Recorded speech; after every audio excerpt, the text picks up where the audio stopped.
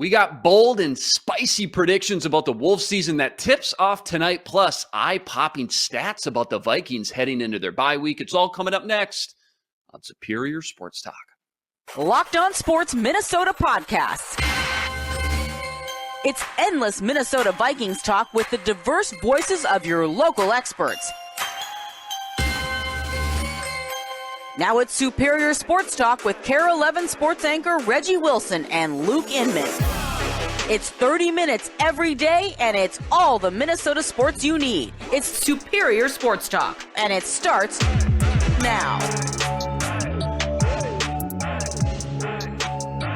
Back in the lab, Reggie and Luke back at it. Another episode, Superior Sports Talk, presented by Locked On Sports Minnesota. It's your daily 30-minute breakdown of everything Minnesota sports, which you can now find streaming on your Roku or Amazon Fire Stick devices. Just look out for our Locked On Minnesota Sports app there as well. That's Reggie Wilson on Twitter, at Reggie Wilson TV, and on KARE-11. Hump Day, Reg. Wolves favored by 10.5 in Vegas. Lots to get into, but first, remember, follow along, Locked On Minnesota YouTube channel. Hit the subscribe button, leave us a comment, and on Twitter, give us a follow, at Locked On MIN. And remember, we're a podcast too, free and available, all platforms, Spotify, Apple, you name it, we got it. Tons of great choices over there too. You got the Ron Johnson Show, you got the Football Party, and more. It's your one-stop shop with endless Vikings talk with local experts. Do us a favor, hit the subscribe button and drop us a 5-star review. Speaking of YouTube, every day go post a new poll up on the Locked On Minnesota YouTube community page. Last week, I posed the question, who's the best overall athlete on the Vikings team? Could be golf, tennis, basketball, any sport, any player, anytime. Who's the best? 4 options: JJ, Dalvin Cook, Pat P, and Danielle Hunter. Here were the results. Dalvin, sorry, bro, dead last, 6%. Danielle Hunter, 14%. Pat P, second place, 18%. And your winner, JJ, with an overwhelming 62%. Here's the thing, though, Reg. I may have screwed up when I posted those 4 players because half the comments said Adam Thielen needs to be in the discussion because I guess over the past few years, he's taken his golf game to a new level, is becoming a legit scratch golfer. Plus, apparently, and I didn't know this, he played college basketball as well at Mankato. Your quick thoughts on the poll? Hey, look, that is indicative of Adam Thielen just being an all-around athlete, you know? Like, how did this guy get overlooked like this? Luckily, Minnesota was smart enough to grab this guy, and he's developed into a top-flight receiver in the league. But, you know, look, JJ's the easy pick just because, like, he's so good, we just believe he can do anything. No, you're not wrong. I mean, remember, go check out the Locked On Sports Minnesota YouTube page. Every day I'm posting a new poll. Hit the subscribe button there so you never miss a beat, and go comment. Let us know what you think. All right, to basketball we go. NBA season officially tipped off last night. Lakers got smoked by the Warriors. Wolves season starts tonight, taking on the Oklahoma City Thunder. We've talked some Wolves all preseason, all offseason, and about their high expectation in what feels like maybe the most wide open, not just Western Conference, but NBA in years. So my question is, Reg, we saw what this team did last year, making the playoffs. That was great. Now they bring in another all-star player. Who does Rudy Gobert impact the most for the Wolves? I'm glad you asked that question, Mr. Spinman, because I have a story airing tonight before the game on KARE-11 about one guard named D'Angelo Russell. So they've added a rolling big, as Anthony Edwards said, and he and most of the team that we talked to, especially on Media Day, talked about how this trade specifically impacts D'Lo the most because he now has a rolling big. He can throw the lob up to, he can run the floor, dish to on the break, and D'Lo had a career high last year in assists. This year, if he takes his game up a notch and now he has this rolling big that he can play off the pick and roll with, like, he can actually be a force with Rudy and get Rudy in his spots offensively to make an impact on the floor and to dominate the paint. You know, you already know what you're going to get from him on the defensive end, a fierce guy, like, don't come through the lane. It's SWAT time. He's, you know, Dikembe Mutombo out there. But on the offensive end, they feel like, or Rudy said that he feels like he has a little bit more to unlock in his offensive game. And that's kind of scary when you think about it, because you're just like, they already have a lot of weaponry on the floor. But if Rudy can take his game offensively to a different level, that's going to be really scary. And if a guy like D'Lo is there to give him the ball and put him in his spots to really, maximize his field goal percentage, that can be a problem moving forward when you talk about this Timberwolves team with expectations of a 55 plus win season and them trying to actually get out of the first round for the first time since 2004 in the playoffs. And so I think that's something that you think about when you see an addition like Rudy Gobert. They get better on the defensive end, no doubt, because he's a rim protector, and he's also just a fierce shot blocker, and also a great just defender in general. Like he was called on to do a little bit more in Utah than maybe they're going to ask him to do on the defensive end, because they have guys who can defend the perimeter a little bit better. So he doesn't have to do that. He can focus a little bit more on the paint and lock that down. So that's going to be interesting. I still just want to know how this is going to work with him and Cat. Like, is Cat just going to be not in the paint at all? Because like he's a guy that likes to step out and pick and pop that three. Is he just going to continue to just stand by on the perimeter? Is he going to, be on the elbow and maybe Rudy clears out? Like, how is this going to work in a league where they have really gone small? Like, you look at the Warriors winning the championship with Kevon Looney at the 5. Kevon Looney is like 6'9". And then you have, sometimes they had Draymond playing the 5 in that quote unquote death lineup. Draymond's 6'6", 6'7". So it's just like, in a league that's going small ball, you kind of look at what the Grizzlies did to the Wolves last year in the playoffs, going big with Brandon Clark and Jaren Jackson. And you're like, oh, wow, like maybe going big could actually work, but it just remains to be seen. 7 years of those guys being foes on the court, and now they got to play nice together and find a way to make this thing work. It's two bigs being on the floor at the same time. Yeah, you look at where D'Lo's at in his career. Definitely, this is a make it or break it year. Contracts up at the end of the year. He seems like the big wild card of this big four right now. How about Chris Finch, though? He's a well-regarded coach. Now he has all the pieces of the puzzle, but it's still his job to see how the pieces fit best together. Talking about rotating these big four in maybe groups of 2 at times. We'll see how all that pans out over the long haul. Plus, the chemistry factor. That's a big change zigging as the NBA zags going small ball, as you already mentioned. So how long does that whole thing take to find the rhythm and chemistry? Can they hit the ground running out the gate versus what seems like a pretty nice soft schedule these first 4 weeks?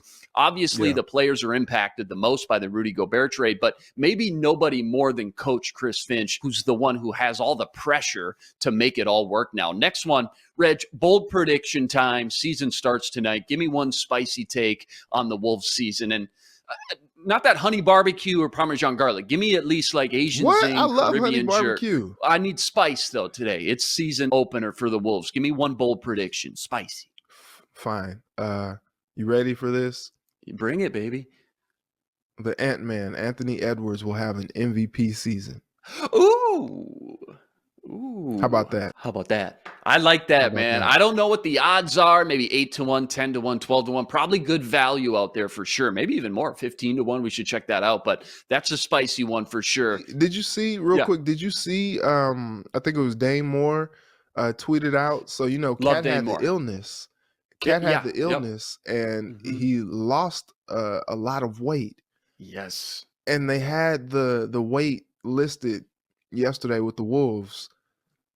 Karl-Anthony Towns is 238 pounds. Ant is 239 pounds. Like, how in the world does Ant weigh more than Cat right now? You kind of look at Ant, and he bulked up over the off season. But, I got a friend who, shout out to my boy John, but he thinks that Ant is out of shape. And I told him, I'm like, no, like Ant said that he is in the best shape that he has been coming into a season. And he tried, like him him bulking up, him being, heavier was on purpose. And he was just like, well, it might have been on purpose, but by the time Thanksgiving rolls around, he'll be down to about 220 or so. And I get that because they do a lot of running and all that stuff. But I think he wanted to, put on some muscle so he can bang, so he could, gain the advantage offensively and defensively, and really kind of take his game to the next level with the explosiveness that he has in his game, but also adding some more strength to his frame so that he could stand up, over the course of a game to game and the full 82. And I think that's something that's impressive. If he can develop consistency with his shot, and with Cat and Rudy kind of doing their thing, if he can kind of freelance and really kind of do his own thing and create for himself and just kind of do it all, like, I think it could be scary hours for opposing teams with Anthony Edwards this year. I really do. Yeah, he said James Harden was the guy he watched and wanted the same physicality and was the big reason behind putting on more weight. He said, you know what? The hardest part of it, it's not the lifting weights, working out. It's giving up the Popeyes and McDonald's after the game. That's what was most brutal. That was a spicy take. Edwards for MVP. Here's mine. Wolves are going to average 120 points per game because think about it. They averaged almost 115 last year. Now they had Rudy, who was sixth in the entire NBA in offensive rebounding. Cha-ching, more shots, more points. Plus the scoring in the league, have you noticed, has just been up a little bit over the last few years. I think averaging 120, I don't think it's out of the question by any means. You want one more really spicy blazing prediction? I'm going to up the ante. You said Edwards was going to be MVP. The Wolves will win 60 games and be the number 1 seed in the West. I said it. There it is. Most talented. Did you see the Warriors last night? Yeah, they're starting out the gate hot. That's fine. Let them do what they want to do. That's fine. But this roster is the most talented and deep roster in the league, at least in the Western Conference, in my opinion. So that's what I got. All right, last one up as we wrap up some Wolves talk. Give me the total win prediction for this team. Remember, they won, 46 games last year. How about this season? What's your expectations? I'm sticking with, they won 46. I'm sticking with 55, 56. I think, Rudy's good for at least 10 plus more wins. You look at some of those games that they should have won last season that they didn't. And I think, Rudy helps them get at least 10 or so more wins this year. Wow. And so I see them about 55, 56. I like that. A lot of fans love to hear that. A lot of optimism, a lot of excitement. Vegas is always scary, freaky accurate at this stuff. They only got them at 48.5 wins, only 2-3 more wins than last year. So that's interesting. I think a lot of fans smashing the over on that one. Wolves season starts tonight right here, backyard Target Center, taking on the Thunder, tip-off 7 p.m. Central Standard Time. Rest assured, Reggie and I will be back tomorrow to break it all down. Make sure you're checking out KARE 11 and that sit down. I'm sure Reggie brought the heat with D'Angelo Russell tonight up on KARE 11 as well. Coming up next, we're going through some wild and crazy Viking stats and what the focus should be during their bye week of rest. But first, Vikings now 12-1 to win the Super Bowl after that 5-1 start with a 2-game lead in the division over the Green Bay Packers. Make sure to keep tabs all season long and check those odds out and more with BetOnline. BetOnline.net, fastest and easiest way to check in on all your betting needs. Find all your favorite sports and events at the #1 online source for odds, lines, and games, stats, news, info. You want it, they got it. NFL, MLB, NBA, even UFC and MMA. BetOnline makes betting easy and is your #1 source for all your betting needs. Go to betonline.net today to learn more. That's betonline.net. It's where the game starts. And remember, when you subscribe to Locked On Sports Minnesota, you're getting endless Vikings talk with local experts. Sam and Ron, they talk football every day in the Ron Johnson Show. Reggie Wilson gives you a sports anchor's perspective right here on Superior Sports Talk. And the Minnesota Football Party brings together the top Vikings podcasters in the city. Subscribe to the free Locked On Sports Minnesota podcast feed wherever you find your podcast. Drop us a 5-star review, or you can find our videos on the Locked On Sports Minnesota YouTube channel. Hit the subscribe button, leave us a comment, let us know what you think. And you can now find us streaming on your Roku or Amazon Fire Stick devices. Just download our Locked On Sports Minnesota app and enjoy all our content and daily shows for free at your fingertips any day, anytime. All right. To football we go. We talked yesterday about Vikes' possible trade scenarios with the deadline approaching. Nothing really too realistic when it comes to any major moves forecasted. Remember, Kwesi already made his 2 big trades. He added Ross Blacklock, Jalen Reagor, former first and second round pick. However, I don't know if you saw this. Yesterday, they made a very interesting move. They waived wide receiver Blake Prohl, and they didn't add another player, meaning they have an open roster spot they must be planning on doing something with here soon. The speculation, of course, in Vikings country is Odell Beckham Jr., who's set to return to action, currently a free agent, signing with a new team, could be the player they're waiting to announce, considering he has serious ties with Kevin O'Connell in LA. They won a Super Bowl together just last year. On top of the fact, the Vikes cut a wide receiver of all positions in Blake Prohl. So I'll just say this, Reg. My first gut reaction thought is Vikes don't need another wide receiver, in my opinion, because I like J.J. Thielen and Osborne. But I guess the more I think about it through 6 games, this 11 personnel hasn't exactly been dominant like we thought they would with there'll be 3 1,000-yard receivers, the best 3 wide receiver tandem in the league, et cetera, et cetera. And in the NFL, unless you got some crazy depth, you're always just one injury away from being in really a tough spot. If any of the 3 were to go down, they could be in trouble. So what do you think? Could happen? Legit possibility? Are you team OBJ? If not, why do you think they cut Blake Prohl and left a spot open? They must have a plan to make a move for someone. What's your thoughts? I think they might just be playing the field. I think they might just be, we used to have a saying back in the day. It's like, let me see what I can see. Let me see what I can see here. And I think that's probably one of the things that's going on. I just can't see them signing OBJ. Like, for one, I don't know if there's enough footballs to go around. KJ Osborne, as good as he is, like, he really, in that last game against the Dolphins, you really didn't see much from him. And it wasn't because, like, he's not good. It's just in an offense with Dalvin Cook, Adam Thielen, Justin Jefferson, like, and Irv Smith and Johnny Munt, I guess. I think the problem is trying to get the ball to each and every one of those guys. And then sometimes I feel like Kirk Cousins kind of locks in on some guys. Like Sunday, he seemed to be favoring Thielen more. Justin Jefferson ended up having more yardage on Sunday, but he seemed to be looking at Thielen quite a bit. I think he was targeted more than Justin Jefferson was, even though Jefferson had the most production. But he seemed to – it was like his security blanket. Like back in the day when Romo got in trouble, he would throw to his blankie, Jason Witten. I think Cousins was looking a lot at Thielen on Sunday. And so, look, adding a guy like OBJ definitely would open up the offense a little bit more because it's like, dang, who do we double? Who do we, right. Who do we Pick guard? your Now you got poison here. one-on-one matchups all over the field, whether it's Thielen, whether it's JJ or Osborne. I know if they would go down that path with OBJ, Jalen Reagor would be like, hold on, man. So that's all I'm here to do is just catch wait a minute. punts? Like I can catch footballs too and do gadget plays. That's all you got for me is gadgets and punt returns. Like, it's like, okay, dude, do your job on those. Like, we haven't seen anything eye-popping yet from you out of the punt return. So maybe just focus on that. But I think what's interesting is, they drafted Jalen Naylor. He's had 1 catch this year, and it was not even from Kirk Cousins. It was from Ryan Wright, the punter. And so, like, you would think that wide receiver would not be the position that they're looking for. But, anytime you could add a premium talent like OBJ, with the connection that he has to KOC and Justin Jefferson, Patrick Peterson, that LSU connection there, you're like, okay, maybe.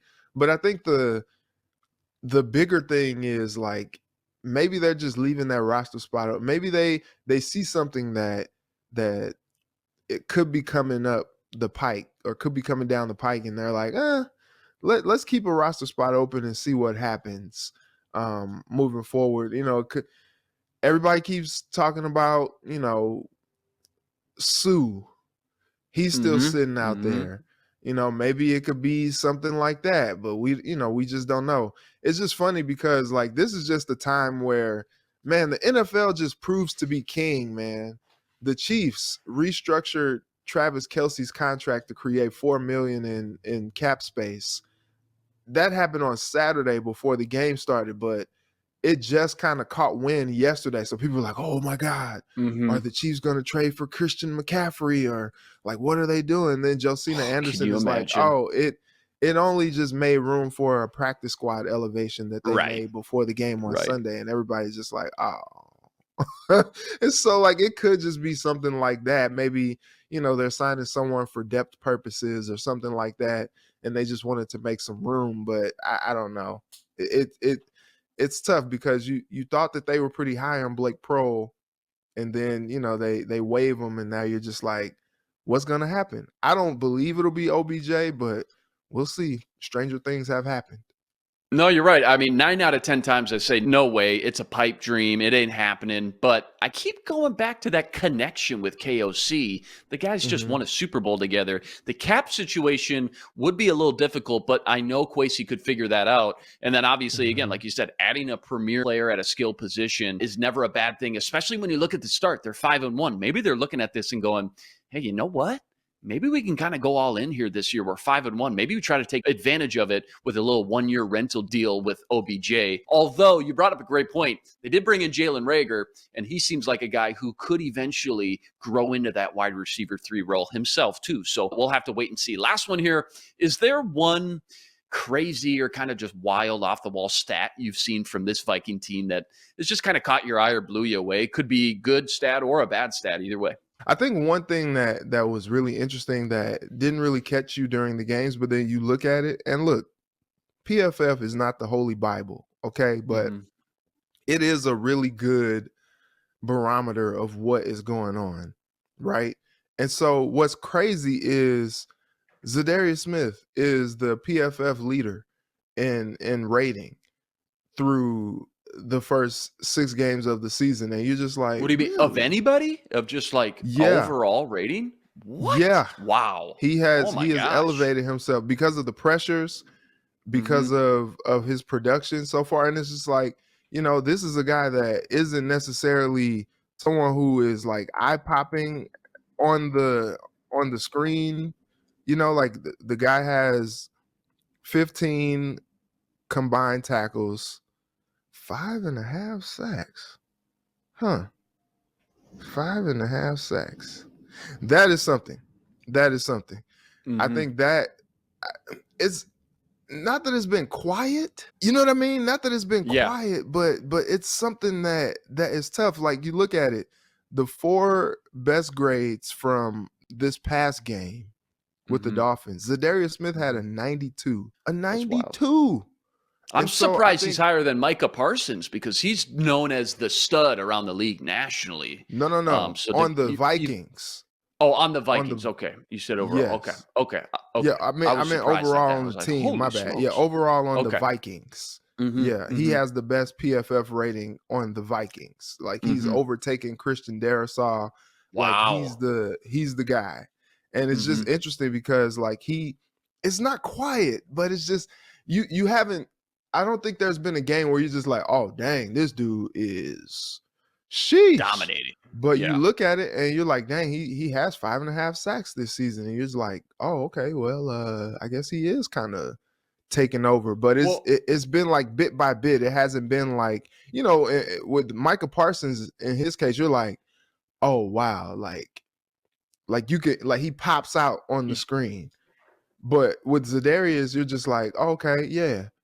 And then you look down, you're like, oh, he had a pretty productive. It's kind of like Jordan Hicks. Like you don't really like see him or hear him all that often, but like you look down at the stat sheet and oh yeah, he just had like 15 tackles today. No big deal. Like no big deal. And I think that's probably one of the more eye-popping stats that I've seen right now. What also is an eye-popping stat, I was reading ESPN's Kevin Seifert, great NFL writer, by the way. The Vikings lead the NFL with 59 points in the final 4 minutes before halftime. How about that? And where were they ranked under Zimmer in 2020 and 2021? Dead last. They go from dead Yikes. last to first place. That is unbelievable. That's what Well, wows me. That's incredible. because it's like in the past they get conservative. Like as time goes down in a half, they get conservative. Like they're trying to either, nurse their lead or just stand pat. And it seems like, if you leave KOC 20 seconds on the clock, he's gonna at least try to go get 3. Like he's like, like we got some time. We need to go get some points. As And he that's should. just As so all coaches different. should. Yeah, Yeah. absolutely. It's just so different from what we've seen and so Right. different from, I love when these coaches get aggressive. Brandon Staley might be a little too aggressive to his own Yes. detriment sometimes, a lot of times. But I like when coaches are aggressive like this because it pushes the needle, and also it just excites the fan base, and it excites anybody who's watching as well. Yeah, za'darius had that great game to open the season against his former team. Rodgers, think he had a sack and a half, maybe 2, a lot of pressures. And then he had a great game last week against the Dolphins. But in between there, it seems like it's been kind of quiet. But he sandwiched those games with 2 great games. Unfortunately, the guy who hasn't been that great, according to PFF, kind of opposite of za'darius, has been Eric Kendricks in coverage specifically. Out of 54 linebackers, he ranks 52nd. And when you think Eric Kendricks, what do you think? Pass coverage linebacker, one of the best in the business. Great roaming back there. One-handed interceptions, always good for a handful of interceptions every year. To see him struggle in this new 3-4 tells you, all right, just like Donatel said with Hunter, maybe this is just what it kind of looks like right away. Because his talent just didn't fall off a cliff. He's not the 52nd ranked linebacker in the league when it comes to pass coverage. Hopefully during this bye week, they start to figure things out. That's the bad news. Good news is ESPN comes out with that run block, pass block win rate every week. Vikings have 4 of their 5 offensive linemen ranked in the top 10 in one of those 2 categories. Christian Darrisaw, 2nd best offensive tackle in run block win rate. Brian O'Neill, 4th best tackle in the entire league in pass block win rate. Bradbury's the 8th best center in run block win rate. And even Ed Ingram now is in the top 10 at number 10 in run block win rate. So as bad as he's been at times in pass blocking, he's been outstanding in run blocking. So that's fun to say. Vikings fans haven't had a great offensive line blocking up front in a long time. Vikings enjoy a much-needed week of rest before coming back in Week 8 and taking on the Cardinals at home at the bank versus Kyler Murray and a fresh DeAndre Hopkins coming off his suspension. Rest assured, Reggie and I will be back breaking it all down every day, all week, right here on Superior Sports Talk. All right, time for one quick one. I'm putting Reggie on the hot seat with what does it mean? It's time to tell us, what does it mean?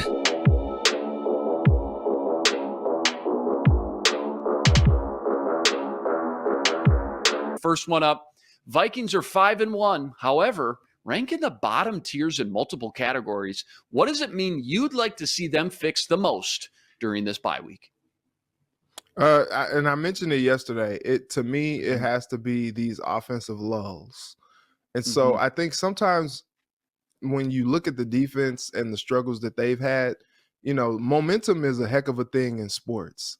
And sometimes when you're just looking on the defense to just carry the team when the offense is struggling, sometimes that can be a daunting task. And I think if the offense can find a little bit more consistency, I think the complementary football can be a little bit better for this team, because now you're talking about them sustaining drives, you're talking about them scoring more points. And when that is the case, the defense can kind of pin their ears back and really get after the quarterback. They can be a little bit more aggressive, take some more chances, and really kind of step on the gas, put their foot on the gas against these teams. And so if the offense can sustain a little bit more drives, I do think that has a direct effect on how the defense plays. And then if you're talking about them playing And then if you're talking about them playing complementary football like this, now you're talking about a team that gives you a little bit more confidence that they can make some noise.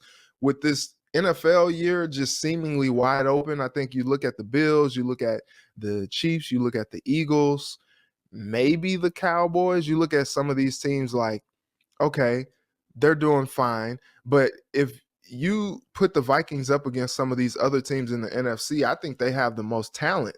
And if they can play this complementary football that you see in their future, I think they could be scary and they can make some noise in the NFC. Yeah, can't top that one. That's the number one focus for sure for me as well. But red zone defense, 31st in the league in allowing touchdowns when opposing offenses get down in the red zone, only ahead of the Las Vegas Raiders. The last 3 games, 7 trips for opposing offenses down in the Vikings red zone. They've allowed 7 touchdowns. Only team to allow a 100% conversion rate. Once teams get down in the red zone, they're allowing too many touchdowns. We got used and spoiled to that Mike Zimmer bend but don't break defense. And at times, this defense has been really strong. But specifically lately, down in the red zone, they're allowing way too many touchdowns and not forcing those field goals. All right. That's a wrap today. Back tomorrow, breaking down more Vikes, Timberwolves, NFL. Remember, like, rate, review, and subscribe to the YouTube channel. Join us every day for another episode with your 30-minute breakdown of everything Minnesota sports. We're a podcast too, free and available, all platforms. Subscribe, drop us a 5-star review, and find us now streaming on your Roku or Amazon Fire Stick devices. Just look out for our Locked On Sports Minnesota app there as well. That's the man, Reggie Wilson, on Twitter, at Reggie Wilson TV. Check him out tonight with the sit-down with D'Angelo Russell up on KARE11. I'm Luke Inman on Twitter, at Luke_Spinman. Special thanks to our producer, Matt DeBritz. Tune in tomorrow to Superior Sports Talk, part of Locked On Sports Minnesota. For Reggie, I'm Luke. Until tomorrow, signing out. Be blessed. Spread love today.